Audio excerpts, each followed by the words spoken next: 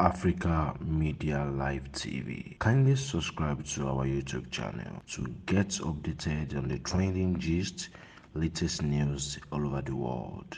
Like our page, subscribe, and share with friends. Thank you.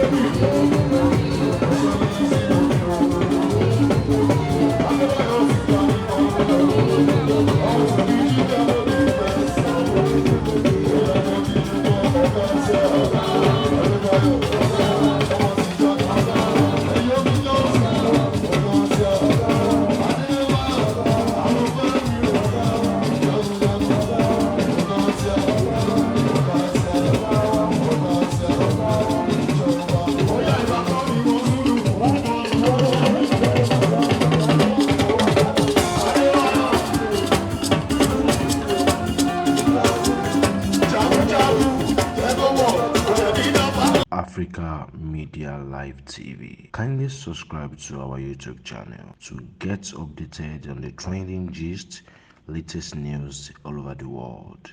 Like our page, subscribe, and share with friends. Thank you.